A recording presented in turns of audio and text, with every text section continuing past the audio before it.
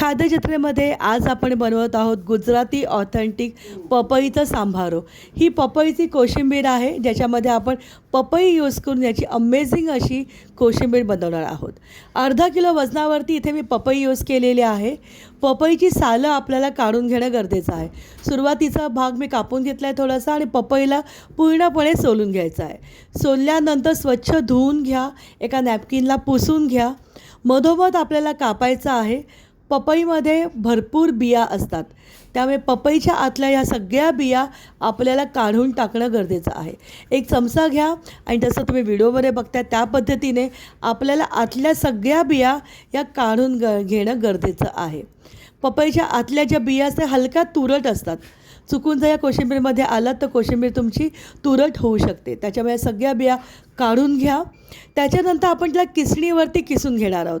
किसताना जर तुमच्याकडे मोठं भोकं असलेली किसणी असेल तर तुम्ही त्याच्यावरती किसून घ्या, आणि जर नसेल तर रेग्युलर तुमच्या घरातली जी किसणी आहे त्याच्यावरती किसून घेतलं तरीसुद्धा चालेल।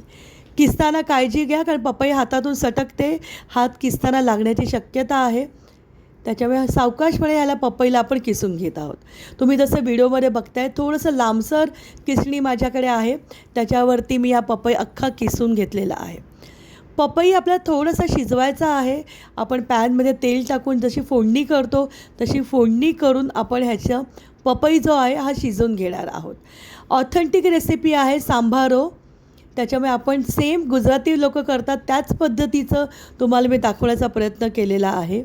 सगळी पपई किसून झाल्यानंतर आपण फोडणी करणार आहोत। एक पॅन घेतलेला आहे, साधारणपणे 1 टेबलस्पून इतकंच तेल घ्यायचं आहे, खूप जास्त तेलाची गरज नाही आहे इकडे। सुरुवातीला 1 टीस्पून मोहरी घातलेला आहे, चवीप्रमाणे थोडं जिरं घातलेलं आहे आणि पाव चमचा मी हिंग घातलेला आहे।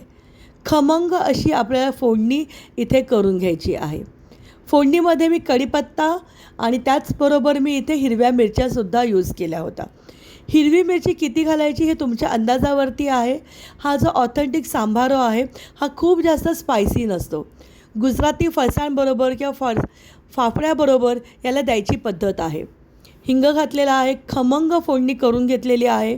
आता फोडणीमध्ये कढीपत्ता आणि हिरवी मिरची हे सुद्धा मी टाकून परतून घेणार आहे। हिरवी मिरची थोडीशी तळण्यासारखी झाली पाहिजे, म्हणजे हलकीशी जशी तळल्यावरती दिसते तेवढी आपण तिला परतून घेणार आहोत, आणि तशी झाल्यानंतर आपण त्याच्यामध्ये किसलेला पपया ॲड करणार आहोत। गॅसची फ्लेम ही मीडियमवरती ठेवायची आहे जेव्हा तुम्ही पपया परतून घेणार आहात।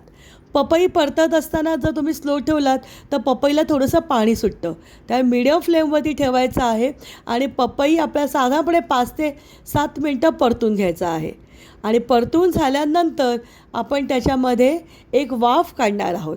आता पपयामध्ये आपल्याला चवीप्रमाणे मीठ, थोडीशी हळद आणि साखर घालायची आहे। मी या रेसिपीमध्ये चवीप्रमाणे मीठ घातले, 1 टीस्पून इतकी साखर घातलेली आहे आणि परतून घेतलेलं आहे।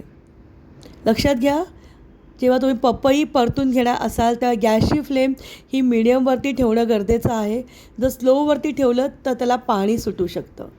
चवीसाठी मी साखर घातलेली आहे, जर तुम्हाला गोडसर नसेल आवडत साखर स्किप केलीत तरीसुद्धा चालेल। परतून घेतलेला आहे आणि वरती आपण एक वाफ काढणार आहोत। 5 मिनटं इतकीच आपल्याला वाफ काढायची आहे, खूप जास्त पपई शिजून घ्यायची गरज नाही आहे। पपई हा थोडासा क्रिस्पी क्रंची लागला पाहिजे जेव्हा आपण ह्याला सर्व करणार आहोत। ऑथेंटिक गुजराती लोक जसं मी आत्ताच सांगितलं फरसाणबरोबर ह्याला सर्व करतात। फरसाण म्हणजे फाफडा किंवा जर समोसा असेल, ढोकळा असेल त्याच्याबरोबर ह्याला सर्व करू शकतात।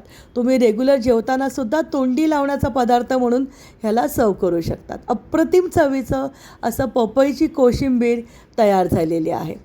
5 मिनटं इतकीच वाफ काढायची आहे। वरतून ऑथेंटिक रेसिपीमध्ये कोथिंबीर टाकत नाहीत, पण जर तुम्हाला कोथिंबीर आवडत असेल तर तुम्ही टाकू शकतात। एक अर्धा लिंबू मी पिळून घेतलेला आहे। मस्त आंबट गोड चवीचं असं हे पपईचं सांभारो या पपईची कोशिंबीर तयार झालेली आहे। रूम टेम्परेचरवर साधारण 2 दिवस ही आहे तशी राहते, फक्त उन्हाळ्यामध्ये जास्त दिवस बाहेर ठेवू नका, आणि फ्रीजमध्ये आठवडाभर छान राहते। खाद्यजत्रेचे तुम्हाला व्हिडिओ आवडत असतील तर माझ्या यूट्यूब चॅनलला लाईक करा, व्हिडिओला शेअर करा आणि बाजूला दिलेला बेल आयकॉनला क्लिक